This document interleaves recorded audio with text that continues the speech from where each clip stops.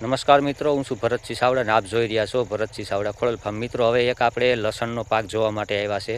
એની અંદર અટાણે હાલમાં થ્રિપ્સનો એટેક જોરદાર છે. એટલે તમે જોઈ શકો છો કે ઉપર જે આ પાંદડા એકદમ દાજોડો બેસી ગયો છે અને એમાં ઘણા એવા ટ્રીટમેન્ટ પણ કરેલા છે. નીમ ઓઇલ પણ મારેલું છે અને બીજી પેસ્ટિસાઇડ દવાઓ પણ ઘણી એવી છાંટેલી છે. છતાં બી અટાણે વાતાવરણ ઇફેક્ટને હિસાબે આ પાંદ દાજી જાય છે અને એની અંદર હાલમાં આવી સમસ્યા છે, બરાબર. અને લગભગ પાકની અંદર અટાણે તમે જોઈ શકો છો કે થ્રિપ્સનો એટેક તો જોરદાર છે. ગળો છે, સફેદ લીલી પીળી પોપટીયું છે, મોલો મસીનોને એટેક વધારે હોવાથી અટાણે પાકની અંદર વધારે સમસ્યાઓ આવી છે, લગભગ પાકની અંદર. તો મિત્રો, એની અંદર અટાણે તમે હાલમાં નીમ ઓઇલ છે 15,000 ppm અથવા એની સાથે તમે એમામેક્ટિન બેન્ઝોઇનની તો ઈયળ દેખાતી હોય તો જરૂર પડે, બાકી કોઈ ખાસ જરૂર નથી.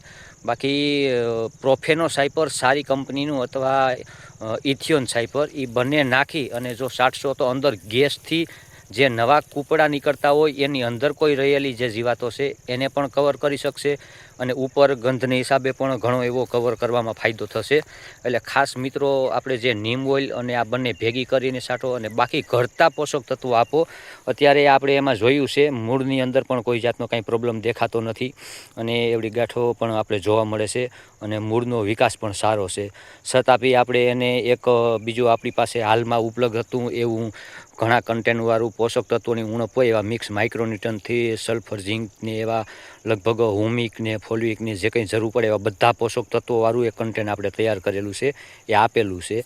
તો એ છાંટવાથી પણ હવે કેટલો ફાયદો થાય ને એ આપણે નેક્સ્ટ વિડીયોની અંદર મિત્રો બતાવશું અને શું એની રિકવરી આવી છે. અત્યારે હાલમાં તો ટ્રીટમેન્ટ બધા થઈ ગયા છે અને એક આપણે જે નવી પ્રોડક્ટનું જે માહિતી આપીને તે પ્રમાણે એની અંદર માવજત કરવાની છે મિત્રો.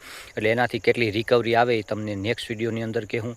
મિત્રો, આમાં તમને કાંઈ બીજી કંઈ અથવા કોઈ જરૂર હોય અને કાંઈ માહિતીની કંઈ ખાસ ખામી તમને દેખાતી હોય કે આની અંદર આ પ્રશ્ન છે, તો તમે કોમેન્ટ બોક્સની અંદર અમને જણાવો, એટલે તમને એના ઉપાયો અમે બતાવશું. એટલે તમારે કંઈ ખાસ ક્યાંય કોઈ જવાની જરૂર નથી, કોમેન્ટ બોક્સની અંદર પણ પૂછી શકશો.